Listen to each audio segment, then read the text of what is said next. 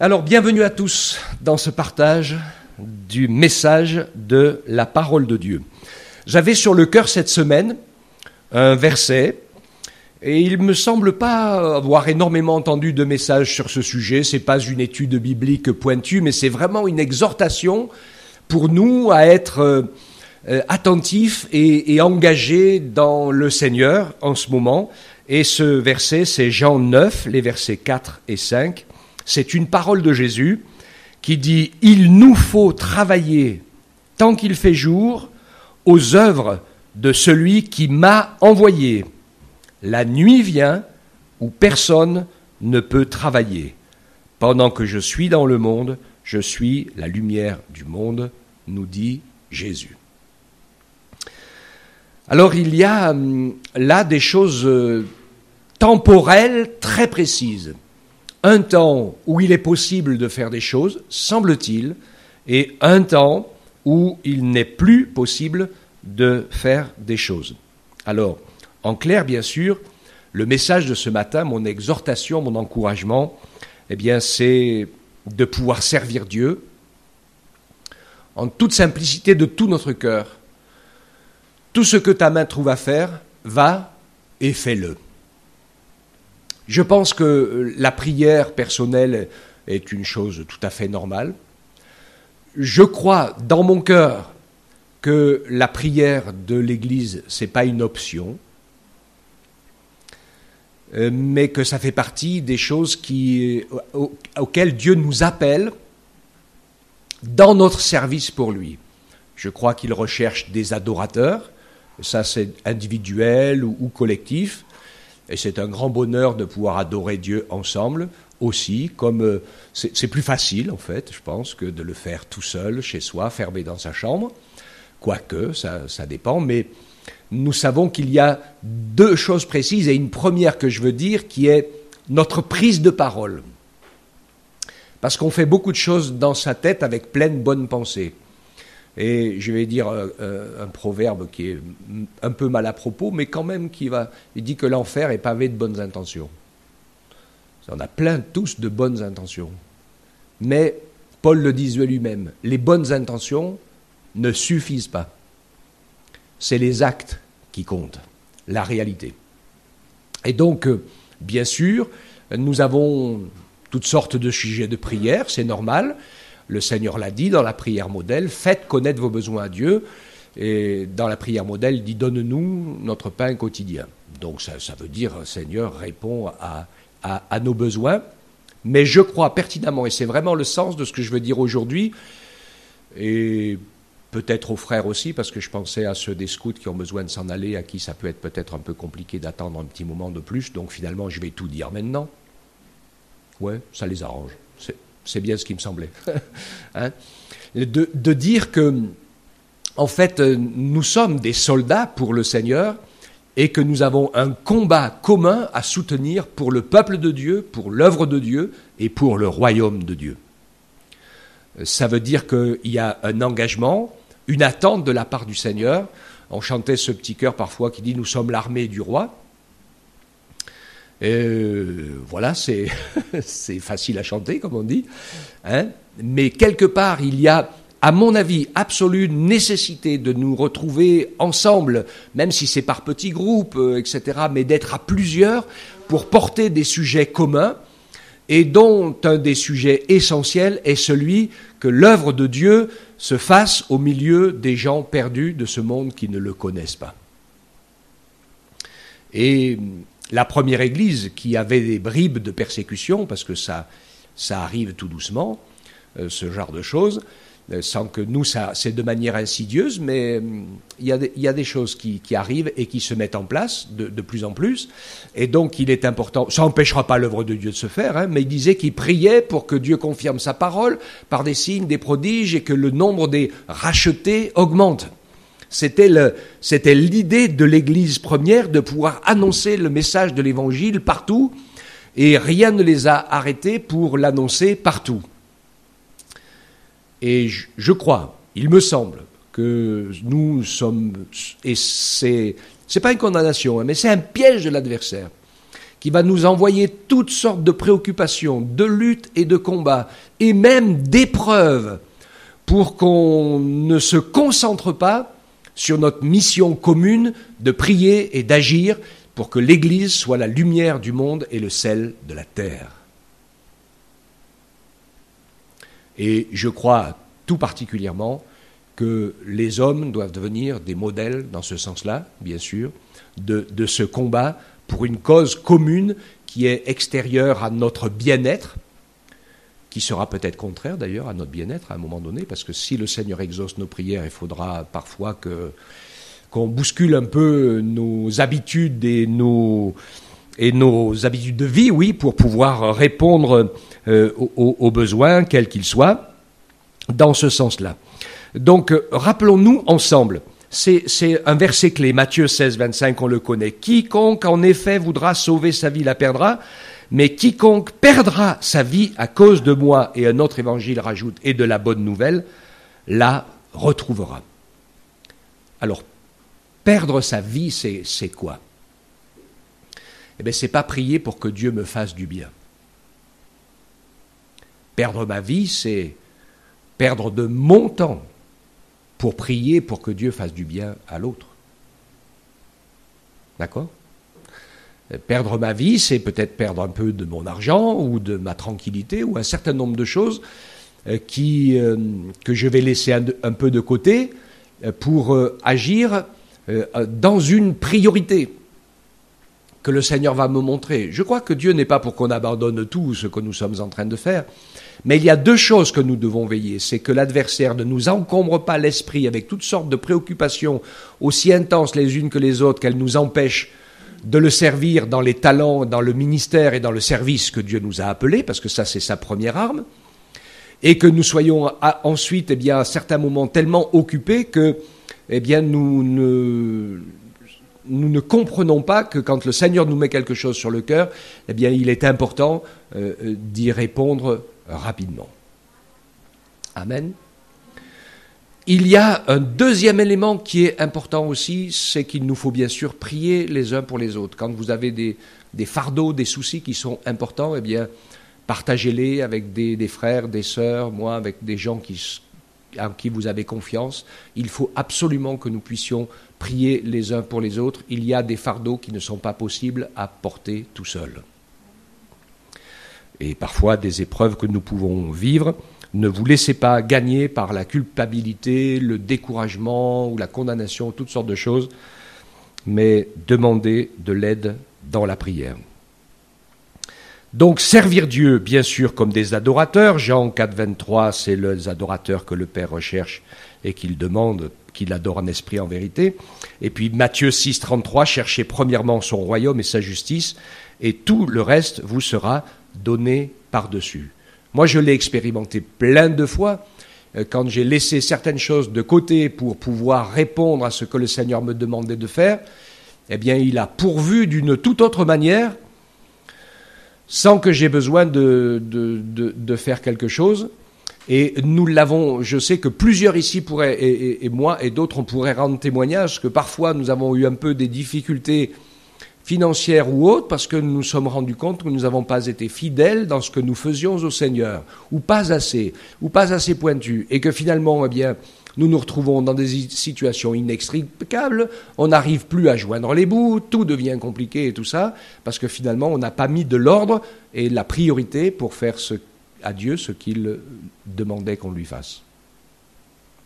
Et je sais, et plusieurs ici, il y en a, ils ne sont pas là tout de suite, mais je me rappelle de certaines personnes qui demandaient beaucoup par rapport à leurs difficultés et qui, c'était très compliqué. Et je leur ai dit, est-ce que dans le peu que tu as, tu donnes au Seigneur sa part?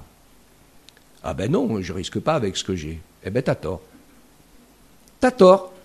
Et je sais que plusieurs de jeunes qui étaient en difficulté, se sont mis à le faire. Ils ont reçu une pension, ils ont reçu une assurance, ils ont reçu un truc, et le Seigneur a débloqué des trucs qui étaient coincés, parce qu'ils ont partagé avec Dieu, ce qu'ils avaient. Moi, le Seigneur Jésus et son œuvre, c'est un membre de ma famille. Donc je lui donne à manger comme aux autres. Pareil. Voilà. Il a la même priorité. Voilà, c'est déjà pas mal, à mon avis. Hein. Donc le Seigneur veut nous permettre ainsi de pouvoir être remplis de sa vie et d'avoir cette conscience que nous sommes sel et lumière.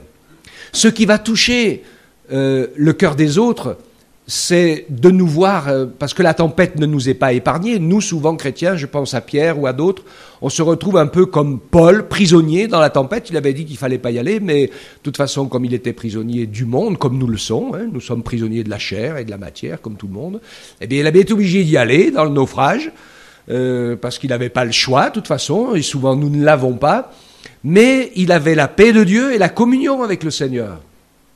Quand il a eu une certaine maladie, il a prié et le Seigneur lui a répondu « Ma grâce te suffit ». Donc voilà, ça voulait dire que voilà cette guérison-là, il en a eu bien d'autres, mais celle-là, ben non, tu ne l'auras pas, parce que voilà, pour que tu restes à la même hauteur que tout le monde et que tu t'enfles pas d'orgueil, c'est ce qu'il a compris le message, après il a traduit, hein, etc. Et puis d'autres fois, il a vécu des miracles incroyables, comme tu disais, de chanter dans la prison, ou Pierre qui dormait. L'apôtre Pierre, qui dormait dans la prison, entouré par des gardes, les fers et tout, il avait toutes les chances d'être exécuté le lendemain. Apparemment, ça ne lui a pas donné d'insomnie.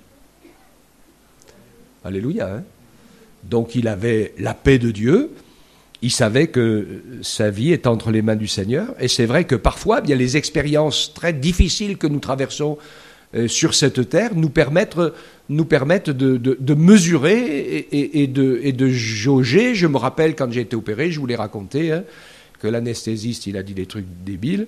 Eh bien, j'avais vraiment la paix du Seigneur, son esprit sur moi, j'ai dit bah, écoutez, si je me réveille pas, je rentre à la maison. Et donc voilà. Ça s'invente pas, mais si j'étais pas passé par là, j'aurais pas su ce que c'était que d'avoir la vraie paix de Dieu, qui est une réalité, même si peut-être demain ou après l'opération on ne se réveille pas. Le Seigneur est celui qui nous a sauvés, il nous a pardonné de nos péchés, il a écrit notre nom dans le livre de vie, il est avec nous présent, Jésus l'a dit, je suis avec vous tous les jours, jusqu'à la fin du monde. Ne craignez pas ceux ou celui qui peut tuer le corps, mais rien de plus. Craignez uniquement Dieu, qui peut sauver ou perdre les âmes. C'est ce que dit en simple ce verset que Jésus cite. Hein. Et donc je pense que c'est important. Donc pour nous, je vais parler de la nuit et du jour, mais avant je vais parler de travailler aux œuvres de notre Père Céleste. Il nous faut travailler aux œuvres de celui qui m'a envoyé, dit Jésus. Et là, Jésus se met à l'égal de nous. Il vient, son Père l'a envoyé, et dans la première partie de sa vie, il va entrer bientôt dans le but ultime de sa mission, qui est le sacrifice de sa vie entière pour nos péchés, pour nous guérir et nous sauver. Mais avant, eh bien, il fait l'œuvre, il guérit, il annonce le message, et partout où il va, il dit « Repentez-vous ». L'impact du message de Jésus sur le début de sa prédication, partout où il allait, a eu pas beaucoup d'impact.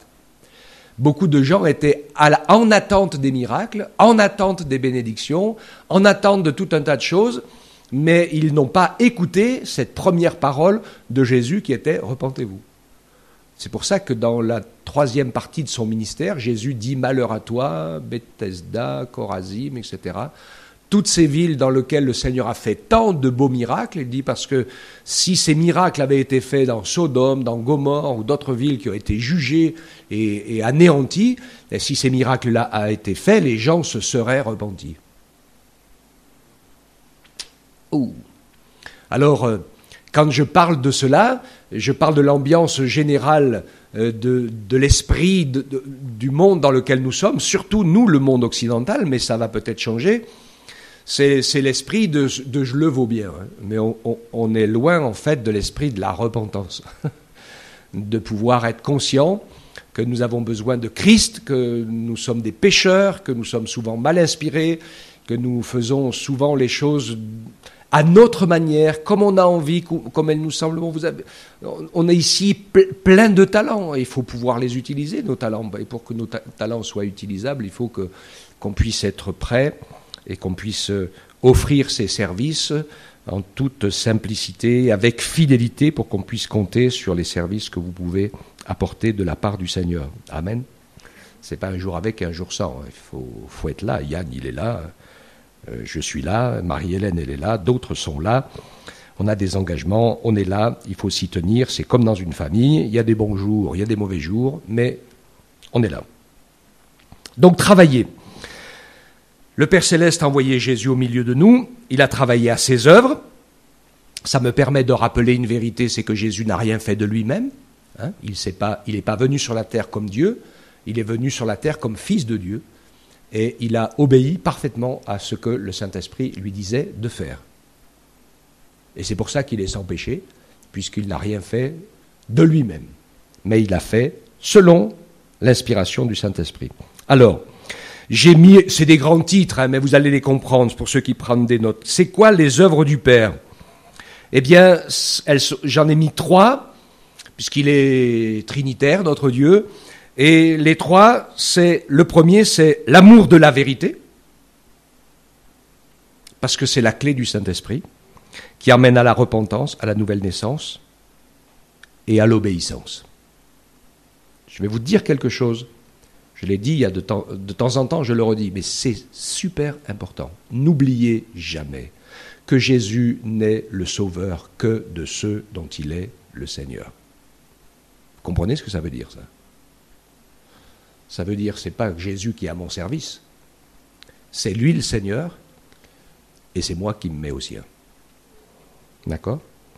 Donc, l'amour de la vérité, qui nous conduit dans un esprit de repentance, qui doit nous délivrer de toute forme d'orgueil, même spirituel, qui nous permet de naître de nouveau et d'être conscients de cette nouvelle naissance, que sans moi, dit Jésus, vous ne pouvez rien faire. Et cela va nous amener à l'obéissance. Ça, c'est le chemin du salut de l'âme. Ensuite, l'amour pour Dieu. La foi, l'adoration, l'obéissance, ça c'est le changement de vie. Entrer dans la foi biblique. Il faut là aussi que nous ayons, que nous franchissions cette marche.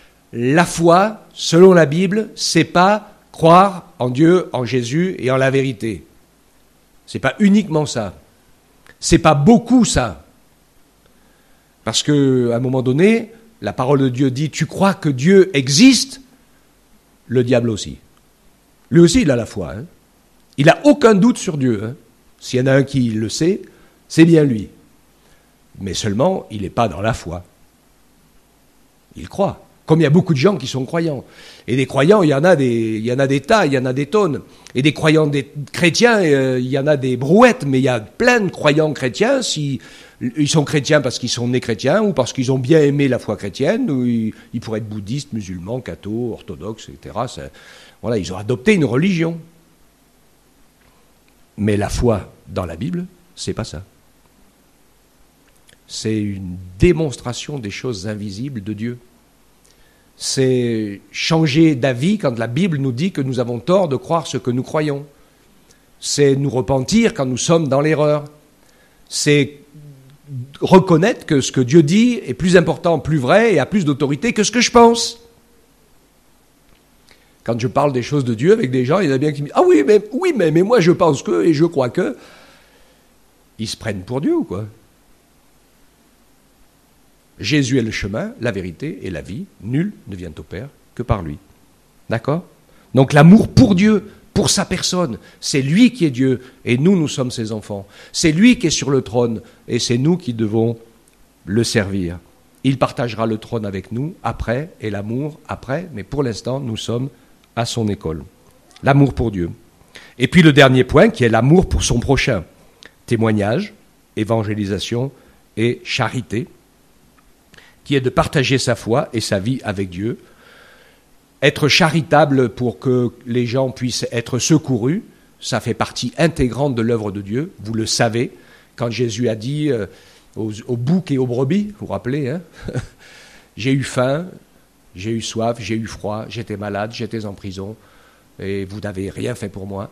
Et Jésus le dit donc à ses ennemis, bien sûr, ceux qui vont à sa gauche, au jugement, et dit, mais les autres, ceux qui sont ses brebis, ceux qui sont à sa droite, Il dit, j'ai eu faim, j'ai eu froid, j'ai eu soif, j'étais malade, j'étais en prison, vous vous êtes occupé de moi. Et il dit, quand on a fait ça, Seigneur? Quand vous l'avez fait à n'importe quelle personne que vous l'avez fait, c'est à moi que vous l'avez fait. Et c'est là où il y a un point très important qui nous montre le pointu de l'amour. Parce que je connais des gens religieux qui, dans les religions, le font très bien aussi, la charité, mais pour se gagner le ciel, pour essayer de couvrir un peu de leurs péchés et de mériter quelque chose. Comprenez ce que je veux dire? En fait, que quand Jésus nous dit, que la personne disait « Ah, quand nous l'avons fait pour toi, Seigneur ?» Ça montrait qu'il ne l'avait pas fait avec cet intérêt. Tu vois, Dieu, tout ce que je fais pour les pauvres. C'est juste un cœur qui aime et qui dit, je ne peux pas laisser quelqu'un qui a faim sans rien lui donner, je ne peux pas laisser quelqu'un qui n'a pas d'habit sans lui donner à manger. Voilà, c'est pas, je veux dire, quelque part, c'est même pas de la foi ni de la religion, ça, c'est de l'humanité. Alléluia. Donc, l'amour de son prochain, donc l'amour de la vérité, le salut de l'âme qui me conduit au salut, l'amour pour Dieu qui conduit à un changement de vie, et l'amour de son prochain qui nous conduit à partager notre foi de multitudes de manières et de partager notre vie avec Dieu, parce que c'est important, bien sûr, que ceux qui nous voient vivre voient que nous soyons différents. Et souvent, c'est quand les choses sont compliquées dans la vie qu'ils voient si nous sommes différents. Parce que quand tout va bien, en général, c'est pas trop difficile d'être sympa et de faire en sorte que les choses avancent dans le bon sens. Donc on se rappelle le dernier et ultime commandement de Jésus, Marc 16, 15 à 20, il leur dit « Allez dans le monde entier, prêchez la bonne nouvelle à toute la création, celui qui croira, qui sera baptisé, sera sauvé, celui qui ne croira pas sera condamné. Voici les signes qui accompagneront ceux qui auront cru en mon nom, ils chasseront les démons, ils parleront des nouvelles langues, s'ils saisissent des serpents, s'ils boivent quelque breuvage mortel, il ne leur fera point de mal, ils imposeront les mains aux malades et ceux-ci seront guéris. » Le Seigneur, après leur avoir parlé, fut enlevé au ciel et s'assit à la droite de Dieu, et ils s'en allèrent prêcher partout. Le Seigneur travaillait avec eux et confirmait la parole par les signes qui l'accompagnaient. Amen. Donc le Seigneur veut nous encourager à ne jamais nous relâcher dans ce domaine, et pour cela, dans ce domaine du témoignage, de l'action, sous toutes ses formes, pour bénir notre prochain. Et c'est un défi, c'est le défi bien sûr de l'Église, c'est le défi de notre Église qui est comme une lumière sur une montagne et qui ne doit pas se cacher et qui doit nous permettre de grandir, de passer par-dessus des petites choses parfois qui nous diffèrent et de savoir nous retrouver ensemble pour les choses essentielles. Et ça, c'est bien sûr important de pouvoir avoir des sujets et des défis communs tous ensemble. Donc, travaillons aux œuvres de notre Père Céleste. Et bien sûr, donc, ce travail, c'est pas un travail pour nous, c'est un travail pour lui. Qu'il y ait dans notre... je prends un exemple comme ça, je veux dire, les scouts et tout ça, le dimanche après-midi ou le samedi, ils pourraient bien tranquillement être chez eux, en famille, en train de faire leur petit jardin, etc., etc. Il n'y a personne qui les oblige, mais ils savent que de transmettre des valeurs aux enfants, aux ados, aux jeunes, c'est fondamental, c'est essentiel. S'ils ne le font pas, qui le fera ? Comme nous, bien sûr, il est vrai que, et vous avez raison, un peu, de soutenir des œuvres caritatives, c'est bien de le faire, il n'y a aucun problème avec cela, mais je sais qu'il y a des chrétiens engagés qui connaissent bien le Seigneur, qui mettent tout leur don dans des œuvres caritatives et qui ne font rien, par exemple, pour le soutien de l'évangélisation, des ministères, des missionnaires, etc., etc. Alors, je veux juste vous dire quelque chose que j'ai déjà dit, mais qui me paraît important.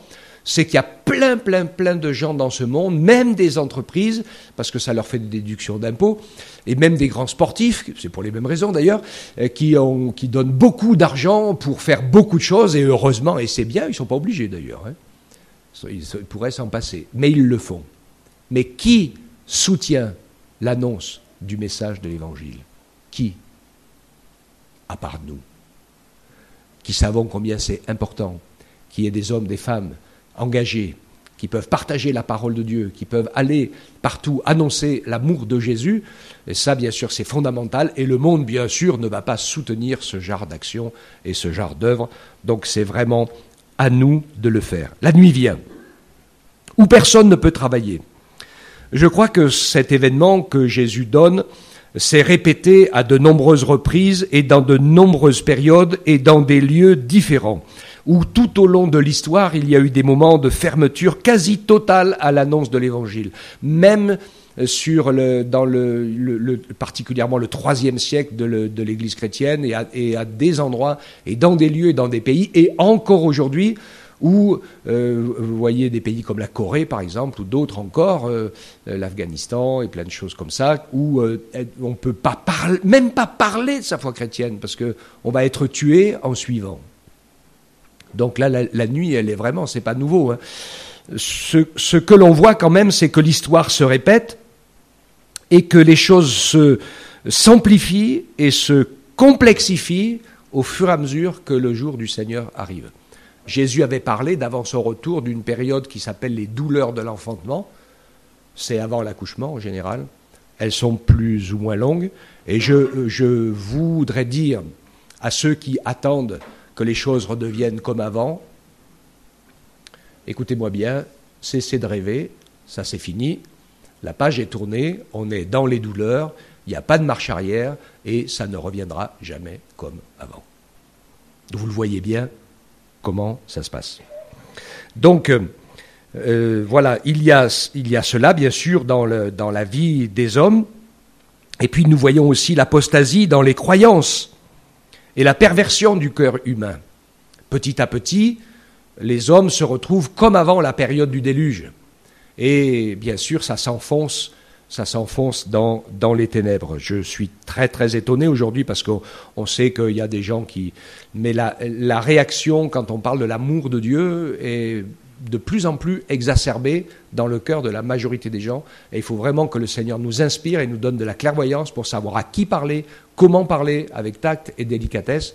Mais ce qui parle le plus, en fait, c'est que nous soyons en paix, nous, dans notre cœur et dans notre Église. Vous savez, il y a un contraste. Le contraste de la première Église, je vous ai fait une prédication là-dessus, vous vous rappelez, hein, il n'y a pas longtemps. Le monde est en ébullition, l'Église était en paix. Et c'est pour ça que beaucoup de gens sont venus à Jésus. Et donc c'est notre défi, nous, d'être en paix dans la prière, dans la consécration, parce que nous avons une mission, nous savons d'où nous allons, nous savons qui nous sommes et nous savons où nous allons, et donc nous pouvons ainsi être en paix, même si on n'est pas d'accord sur les détails, sur tout un tas de choses, c'est parfois complètement secondaire, mais l'essentiel, on sait d'où on vient, on sait qui on est, on sait où on va, et que notre paix et notre amour, notre joie puissent rayonner autour de nous.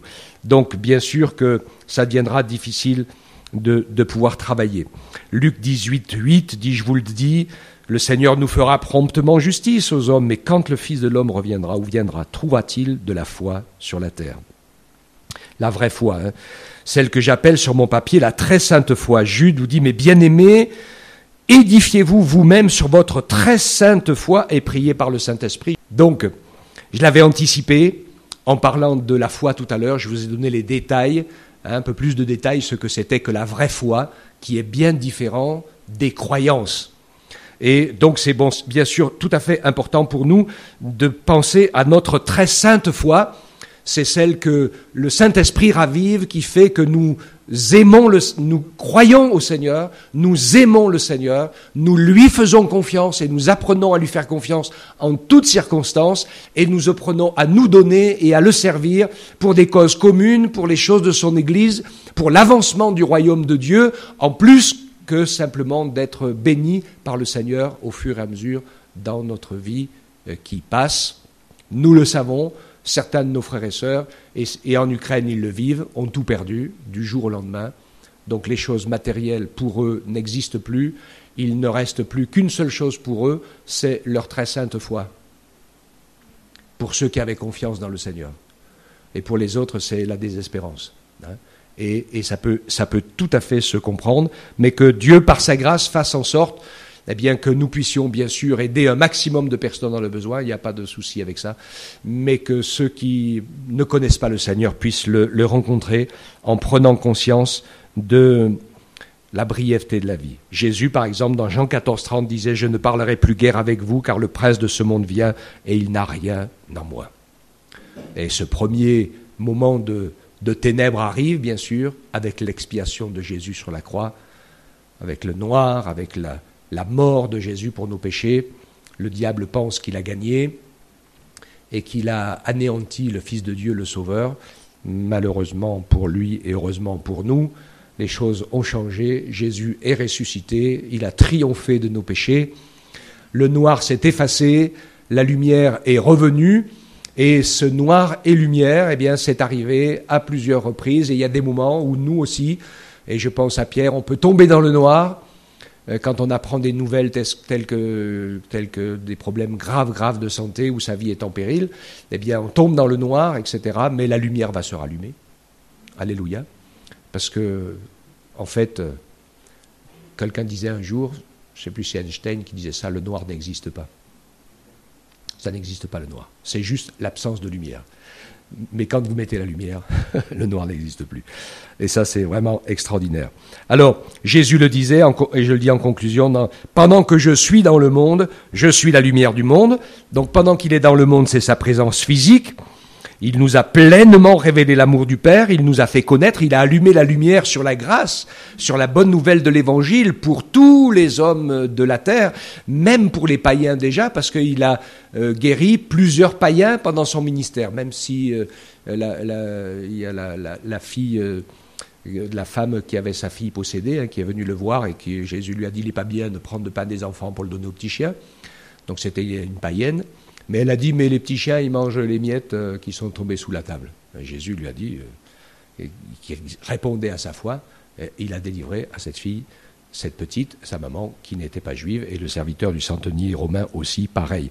Donc la bonne nouvelle, elle est pour tous. Jésus a révélé la lumière, c'est Jean 3,16, car Dieu a tant aimé le monde qu'il a donné son Fils unique, afin que quiconque croit en lui ne périsse pas, mais qu'il ait la vie éternelle. Ce verset est une bombe atomique extraordinaire, parce qu'elle sauve, elle nous permet d'être sauvés par Jésus pour quiconque se tourne vers lui et le reçoit comme son sauveur. Donc ça, c'est arrivé parce que Jésus était présent physiquement, parce qu'il a payé de son sang, parce qu'il a dit les choses, et il nous a laissé sa parole, les évangiles. Nous avons appris une multitude de choses sur le royaume de Dieu. C'est une révélation extraordinaire, la parole de Dieu. Et ainsi, Jésus est la lumière. Il continue à être la lumière du monde par la présence du ministère du Saint-Esprit. Matthieu 28, 20, il disait « Enseignez-leur à garder tout ce que je vous ai prescrit, et voici, je suis avec vous tous les jours jusqu'à la fin du monde. » Amen. Donc la lumière brille toujours, jusqu'à aujourd'hui. Quand vous lisez le livre de l'Apocalypse, vous verrez, il y a des moments où la lumière physique va s'obscurcir. Et puis vous lisez aussi un moment, je sais pas, vous le retrouverez, ce passage-là, où la lumière spirituelle va s'obscurcir, quand le puits de l'abîme va être ouvert, et qui va sortir ces sauterelles qui distribuent la mort partout, la souffrance, qui distribue la souffrance, une telle souffrance que les hommes chercheront la mort et qu'ils ne la trouveront pas. Vous retrouverez ce verset dans le livre de l'Apocalypse. Et vous verrez que c'est le moment où l'Église est partie pour les noces de l'agneau et où le puits de l'abîme est ouvert et tous les mauvais esprits sont relâchés sur la terre. Donc le Saint-Esprit est là. Nous pouvons servir le Seigneur et il nous accompagne avec nous chaque jour. Jean 16, 4, je vous ai parlé ainsi pour que quand l'heure vienne, vous vous souveniez que je vous l'ai dit. Je ne vous l'ai pas dit dès le commencement parce que j'étais avec vous. Donc je sors ce verset du contexte, mais si vous le relisez dans son contexte, Jésus était présent physiquement et il a commencé à leur parler déjà de sa future absence physique, mais de la présence du Saint-Esprit qui serait avantageux qu'il vienne pour le remplacer. Et donc pour nous n'avons pas Jésus physiquement, mais nous l'avons spirituellement par la personne du Saint-Esprit. C'est une réalité. Nous ne sommes pas seuls, tu n'es pas seul. Ton corps est le temple du Saint-Esprit, Jésus est avec toi. Certains ont pu avoir une vision de Jésus. Il l'a fait pour ceux à qui il l'a fait, c'est lui qui sait ce qu'il fait. Mais la grande majorité, heureux, disait Jésus à Thomas, ceux qui ont cru sans qu'ils aient vu. La grande majorité, on ne l'a pas vu de nos yeux. mais est-ce que nous avons appris à voir le Saint-Esprit vivre en nous? Ça, c'est fondamental. Parce que c'est la seule réalité qui nous permet de savoir que nous ne sommes pas seuls et que si Jésus est absent de corps, il est présent d'esprit et qu'il partage avec nous tout et toutes choses. Amen. Que Dieu soit béni pour cela. Donc, voilà, il nous encourage, Matthieu 28, 20, il nous dit d'enseigner à garder tout ce que Jésus nous a prescrit. Je suis avec vous tous les jours jusqu'à la fin du monde. Et puis il viendra un jour où Jésus viendra nous chercher sur les nuées du ciel. Et la lumière de l'amour de Dieu s'éteindra sur la terre, c'est ce que je viens de vous dire. Pendant cette période, les hommes seront livrés à la fureur destructrice du monde des ténèbres, avant le retour de Jésus, qui établira son règne sur la terre pour 1000 ans. Puis ensuite viendra le jugement dernier et l'entrée dans l'éternité. C'est comme ça que les choses vont se passer. Elles sont en train de s'organiser. Ça, c'est dans le calendrier de Dieu, c'est irrévocable, quoi qu'il arrive. Les choses vont se préparent et vont arriver. Et donc, pour nous, que nous soyons trouvés servantes ou serviteurs fidèles, je veux le dire, et je voulais le dire aux hommes, et je le dis à tous, et ça ne sera pas suffisant d'avoir cru en Jésus et d'avoir prié pour qu'il s'occupe de nous et que notre vie se passe bien. C'est pas de ça qu'il est question dans la parole. Ce qu'il est question dans sa parole, c'est que nous sommes son corps, dont il est la tête, et donc il nous envoie pour accomplir la suite de la mission, comme s'il était présent au travers de nous. Donc je crois que le premier élément, bien sûr, c'est la prière, perso, que le deuxième, c'est la prière commune, pour des sujets, pas simplement « Seigneur, guéris-moi et fais en sorte que je réussisse à payer ma voiture et ma maison, et que j'ai un travail, etc. » Voilà, c'est pas ce genre de sujet pour lequel il faut prier, bien sûr, etc. Mais ça, c'est pas les sujets sur lesquels le Seigneur nous attend. Il nous attend sur des sujets de bénédiction, de délivrance, de guérison, de salut des perdus, de témoignage, enfin, et cette unité que nous avons besoin d'avoir et de partager ces choses pour que l'œuvre de Dieu se fasse et que nous soyons des ouvriers fidèles. C'est bien, bon et fidèle serviteur, entre dans la joie de ton maître, parce que tu auras été trouvé en train d'accomplir les œuvres que Dieu a préparées d'avance pour que tu les pratiques. C'est comme un avertissement solennel que je donne, mais qui est tellement important, et ça doit maintenant, après l'adoration et l'amour de Dieu, vous préoccuper l'esprit en priorité sur toute autre chose, si nous voulons voir dans nos vies et au milieu de nous l'œuvre de Dieu s'avancer et s'accomplir, parce que Jésus veut se glorifier.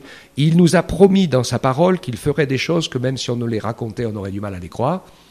Et il nous a toujours promis ça, et je crois que ça se passera uniquement si nous commençons à nous y engager. Comme tout, la bénédiction de Dieu, elle est sur le chemin tracé par Dieu, pas sur le nôtre de chemin que nous avons tracé par nous-mêmes. Donc que le Seigneur nous encourage, qu'il nous permette ainsi de relever ces défis. Je sais, ils sont importants, mais je veux dire que nous avons tous des occupations, nous avons tous des soucis, nous avons tous des difficultés, et s'il n'y en a pas assez, l'adversaire va en rajouter encore pour qu'on puisse avoir des excuses pour déroger à la mission à laquelle le Seigneur nous appelle. Mais en fait, quand même, sur le fait, nous n'avons pas franchement d'excuses. Parce qu'on le sait. Que Dieu nous aide, amen, à être cette génération qui se lève et puis qui sert les œuvres du royaume de Dieu telles qu'il va nous les dessiner, telles qu'il va nous les montrer. Et nous serons tellement heureux, parce qu'il n'y a rien qui rend plus heureux que de voir des âmes sauvées, que de voir l'accomplissement de l'œuvre de Dieu, de voir des jeunes se tourner vers Dieu, être remplis du Saint-Esprit, se lever pour le servir, et tout un tas d'autres choses encore que le Seigneur va et veut faire au milieu de nous, à partir du moment où pour nous ça devient, j'ose pas dire la priorité, mais au moins une grande priorité. Amen. Que Dieu soit béni. Père, merci pour ta grâce incroyable. Tu as fait des choses exceptionnelles dans nos cœurs et dans nos vies. Et elle continuera à s'accomplir de manière encore plus exceptionnelle si nous nous trouvons les uns et les autres sur le chemin tracé par toi, en train d'accomplir fidèlement les œuvres que tu nous as préparées d'avance. Aide-nous, Seigneur, déjà à être fidèles dans la prière. Peut-être que parfois tu permets les épreuves justement pour que cela nous resserre. Pardonne-moi, pardonne-nous Seigneur quand nous ne le sommes pas et que nous sommes tous tellement préoccupés à des choses tellement humaines. Seigneur, fais-nous grâce et permets-nous Seigneur d'ouvrir nos yeux, de tourner nos regards, de regarder tes mains pour voir où tu veux nous envoyer et qu'est-ce que tu veux nous faire faire et que nous puissions le faire tout simplement avec fidélité. Merci de ta grâce, merci de ces moments, merci parce que nous pouvons nous attendre à toi, merci parce que nous pourrons toujours compter sur toi et je sais que c'est sur ce chemin-là que nous allons voir de grandes et belles choses de ta part. Et c'est ce que tu veux faire, Seigneur. Entraîne-nous, pousse-nous, tire-nous pour que nous puissions y arriver. Et parfois tu le fais par les épreuves de la vie. Seigneur, ta grâce, Seigneur, donne-nous la simplicité et le courage de relever les défis. C'est notre prière. J'espère à tous, aujourd'hui, au nom de Jésus. Amen. Amen.